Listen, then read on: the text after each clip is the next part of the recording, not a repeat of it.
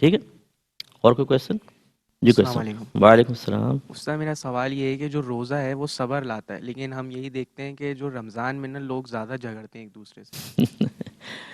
جی ہاں، ایک دوسرے سے بھی جھگڑتے ہیں، اور شوہر گھر میں پکوڑوں کی تلاش میں غصے میں ہوتا ہے، اور عورتیں سارا غصہ بچوں پہ اتار رہی ہوتی ہیں روزے کا. یہ بالکل آپ صحیح کہہ رہے ہیں.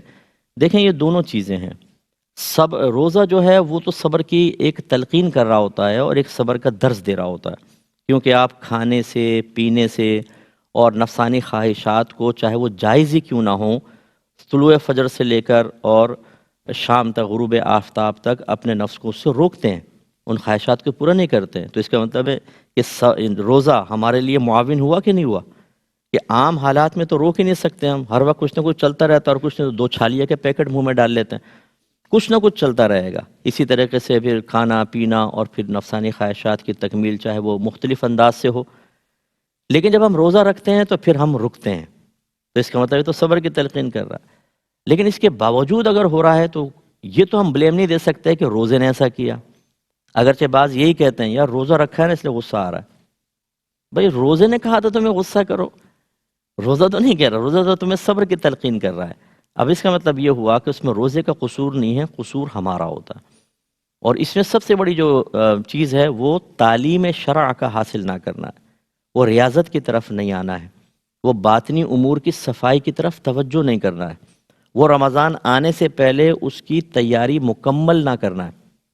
آپ کو جنگ پر جانا ہے، آپ ایسی میدان جنگ میں چلے جائیں گے، یہ کیا کریں گے؟ آپ کو باہر کے ملک جانا ہے، سفر کرنا ہے، کیا کریں گے؟ آپ کو حج پر جانا ہے، کیا کریں گے؟ لیکن ہر چیز میں پہلے سے تیاری شروع کرتا ہے آدمی، ایک ایک چیز پہ غور کرتا ہے. وہ رکھ لیا، وہ تو نہیں رہ گیا، بھائی وہ بڑی پریشانی ہوگی، پاسپورٹ دیکھ لو، ٹکٹ دیکھ لو، کیسے زبردست ذہن چل رہا ہوتا ہے. تو رمضان سے پہلے یہ کیوں نہیں کرتے کہ سوچیں کہ کس چیز سے میں اپنے روزے کو کامل و اکمل کر کے اللہ تبارک و تعالیٰ کی رضا حاصل کرنے میں کامیاب ہو جاؤں. کوئی تیاری نہیں کریں گے، روزوں میں داخل ہو جائیں گے اور اس کے بعد یہ خرابی پیدا ہوتی ہے. تو ابھی جو ہم نے عرض کی، ہم تو جیسے آپ نے ارشاد فرمایا کہ بعض لوگ تو رمضان میں صبر نہیں کر پا رہے، اور خواجہ صاحب علیہ الرحمہ نے تو پوری زندگی، چاہے رمضان ہو علاوہ رمضان، انہوں نے صبر کی زندگی گزاری، اللہ کی رضا پہ راضی رہنے کی گزاری. اس کا مطلب یہ ہے کہ رمضان سے پہلے پہلے ہمیں تیاری کرنی چاہیے، صبر کی، تحمل کی، خاص طور پہ اس وصف کے چونکہ ہماری بات ہو رہی ہے کہ اس کی تیاری کا طریقہ یہ ہوگا کہ جو غسیلہ ہے وہ اپنے غصے پہ قابو پانا شروع کرے. اسی طرح چھوٹی چھوٹی چیزوں پہ اپنے آپ کو روکے، شکوے سے. لائٹ اچانک چلی گئی، ہم فوراً کہ الیکٹرک کو خوب تمغے دینا شروع کرتے ہیں، زبان بند کر لیں.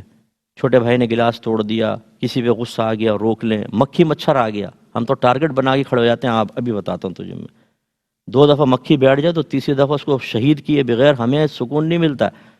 تو کرنے دیں مکھی کو، صبر کرتے رہیں، اڑائیں ضرور، مچھر کاٹ رہا تو اڑا دیں، لیکن اس کو مارے نہیں، ذرا اس سے صبر کا مقابلہ کرتے رہیں کہ چلو ٹھیک، تو کتنا صبر کروائے گا، کروا ذرا. تو پھر یہ کہ رمضان کے اندر آپ دیکھیں یہ جو ظاہر بڑی معمولی سی ریاضت ہے، لیکن رمضان کے اندر نفس کو روکنا آسان ہو جائے گا. تو بہرحال یہ غلط کرتے ہیں جو کرتے ہیں، ان کو پہلے سے تیاری کرنی چاہیے.